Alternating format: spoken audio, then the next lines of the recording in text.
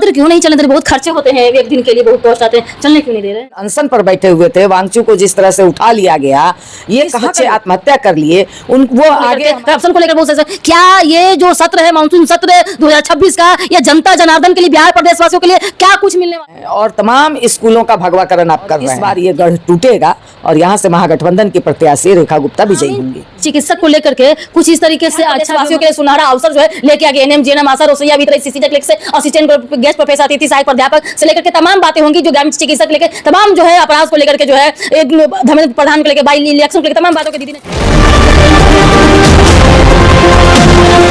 DK से channel में आपका स्वागत है। मैं हूं डीके जी, समाज सेवी। दोस्तों, मानसून सत्र चल रहा है। आज उस सत्र का जो आज पहला दिन था, देख रहे हैं कि सत्र जो चलने के लिए चलने में बाधित हो रही थी, चलने नहीं दे रहे थे। इन तमाम बातों को लेकर के जो है मेरे साथ जो है माननीय आदरणीय श्रीमती शशि यादव दीदी मेरे साथ मौजूद है, जो सीपीआई एमएलए के जो बिहार विधान परिषद के सदस्य हैं। सबसे पहले मेरे चैनल में आपका स्वागत है दीदी। धन्यवाद आपको। और दीदी, सत्र क्यों नहीं चलने दे रहे? बहुत खर्चे होते हैं, एक दिन के लिए बहुत पोस्ट आते हैं, चलने क्यों नहीं दे रहे हैं?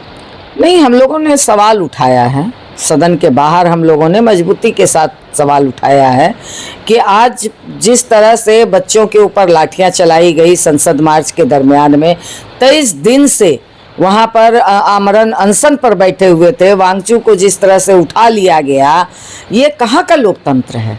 हमारा देश लोकतांत्रिक देश है, तानाशाहों का देश नहीं है, इसलिए यहाँ तानाशाही नहीं चलने दी जाएगी। और इसके लिए आप जो धर्मेंद्र प्रधान से इस्तीफा मांगा जा रहा है, कौन सा बड़ा तूफान मांग रहे हैं हमारे बच्चे?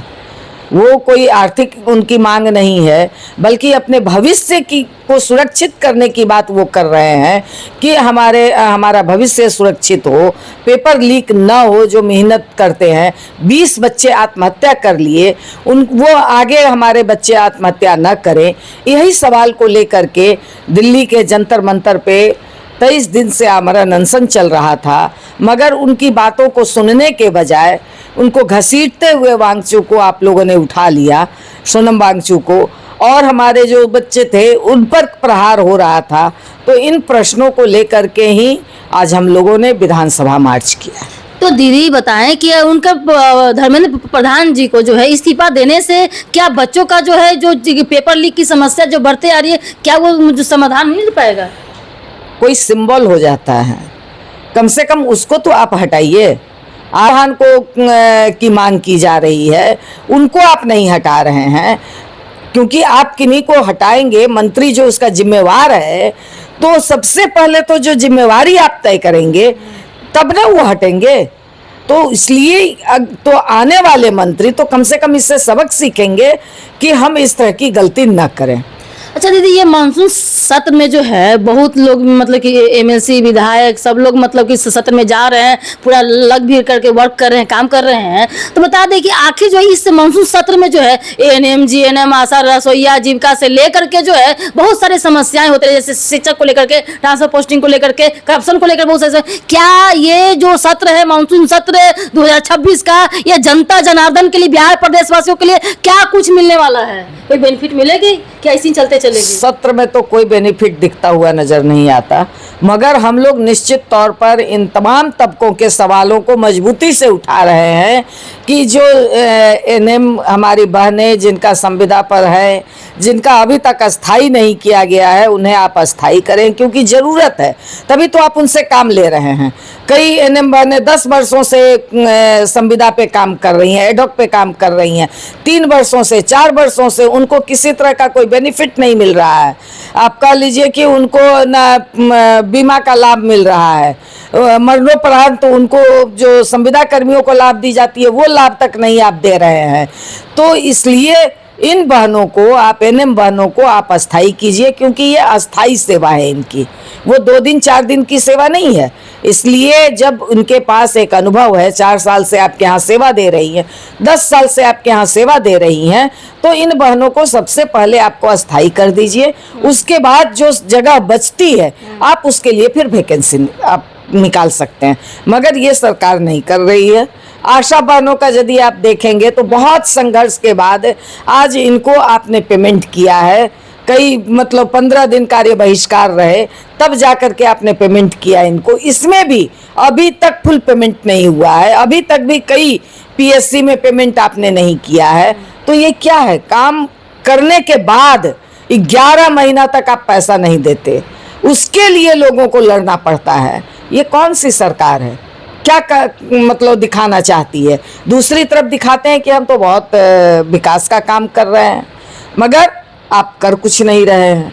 जब काम करने वालों को आप पैसा नहीं दे सकते, उनकी आप क्या सुरक्षा करेंगे? तो इन प्रश्नों को लेकर के आज सदन के अंदर चलेगी बहसें।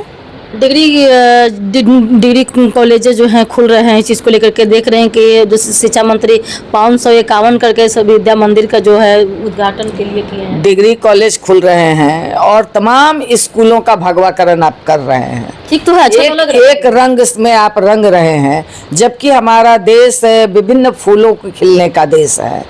विभिन्न तरह के फूल खिलते हैं। अगर बागीचा में एक ही कलर के फूल हो जाए तो वो बहुत खूबसूरत नहीं लगता है। वो बागीचा तभी खूबसूरत लगता है जब विभिन्न तरह के फूल उसमें हों। तो ये जो भगवाकरण यहाँ पर बैठते ही सम्राट चौधरी जी यूपी के तर्ज पे जो सत्ता चलाना चाह रहे हैं, तो ये बिहार के अंदर नहीं चलेगा। आप ठीक है, सत्ता में है, शासन में आप कुछ कर लीजिए, मगर ये सही संदेश नहीं जा रहा है जनता के बीच में और आपकी उल्टी गिनती शुरू हो रही है। इसलिए अगर आप देखेंगे कि क्योंकि मतलब बहुत सारे लोग खुद दान दिए हुए हैं जमीन, उनके दान दिए हुए जमीन पर वो स्कूल बना हुआ है, उनके नाम से स्कूल है, विभिन्न नामों से स्कूल है, उसको आप खत्म करके शिशु विद्या मंदिर आप बनाना चाहते हैं। तो अच्छा तो है, सनातनी को लेकर के रिप्रेजेंट अच्छा तो है कि उसमें जो है धर्म का भी ज्ञान होगा, संस्कार का भी ज्ञान होगा, शिक्षा मिलेगा। मतलब स्कूल में संस्कार नहीं था क्या? पहले स्कूल में ज्ञान नहीं मिलता था, बल्कि इस दरमियान में कहा जाए तो, और अगर आप पहले चले जाइए तो उस समय जो मतलब स्कूल का मायने था, सरकारी स्कूल का जो मायने था, वो तो धीरे धीरे आप खत्म कर दिए हैं। आप यही रंग रोगन करके, नाम बदल करके, पहले था गुरुकुल एक अलग स्थिति थी। आप क्या फिर से पुराने गुरुकुल जमाने में अपने बच्चों को ले जाना चाहते हैं? तमाम अधिकारियों के बच्चे, तमाम नेताओं के, बड़े नेताओं के बच्चे तो विदेश जाके पढ़ते हैं, और गरीबों को बच्चों को आप चाह रहे हैं कि गुरुकुल में भेज दें, उसी पुराने जमाने में भेज दें कि एकलव्य का अंगूठा काट लिया जाए। तो ये लौट करके इतिहास उस मोड़ पर, पीछे की मोड़ पर नहीं जाती है। बांकीपुर चुनाव है, इलेक्शन बाई इलेक्शन है, क्या कहिएगा? महागठबंधन है, एक तरफ से प्रशांत जी हैं, तो दूसरे तरफ जो है भाजपा का घर है, क्या कहेंगे? गढ़ ही टूटता है। जब गढ़ में दीमक लग जाता है, पुराना हो जाता है, तो वो अपने आप झड़ने लगता है, ढहने लगता है, और इस बार ये गढ़ टूटेगा और यहाँ से महागठबंधन की प्रत्याशी रेखा गुप्ता विजयी होंगी। ये देखने को मिला। लास्ट में सवाल है कि कुछ एक मुद्दे को लेकर के मैंने कुछ दिन पहले जो आवाज उठाए थे, ग्रामीण चिकित्सक को लेकर के कुछ इस तरीके से अच्छा मतलब कि पॉजिटिव आया है कि उन लोगों को भी देखा जाएगा। जिस तरीके से शिक्षा मित्र तो स्वास्थ्य मित्र को लेकर के उस पर जो है पॉजिटिव आ रही है। बिल्कुल, उनका भी हम लोगों ने सवाल दिया है इस बार के सत्र में कि जो कमेटी बनाई गई थी, उस कमेटी के आलोक में इनको आप मानदेय तय करें और इनके विकास के लिए काम करें। इनकी ट्रेनिंग, तमाम बचे हुए लोगों की ट्रेनिंग होनी चाहिए। बहुत धन्यवाद दीदी। देखिए, तमाम बातों के लिए दीदी ने जो है बहुत अच्छे तरीके से जो है इस मानसून सत्र जो है बिहार प्रदेश वासियों के लिए सुनहरा अवसर जो है लेके आ गए। एनएम, जीएनएम, आशा, रसोईया, वितरण, शिक्षक से असिस्टेंट गेस्ट प्रोफेसर, अतिथि सहायक प्राध्यापक से लेकर के तमाम बातें होंगी जो ग्रामीण चिकित्सक लेकर तमाम जो है अपराध को लेकर के जो है धर्मेंद्र प्रधान को लेकर, बाई इलेक्शन को लेकर तमाम बातों के दीदी ने चर्चा किया। आपका क्या विचार, आप क्या सोचते हैं, किसके साथ है? तब तक ले जय हिंद, जय भारत। देखते रहिए DK, लाइक, शेयर, सब्सक्राइब करें, तो है तो फॉलो करें।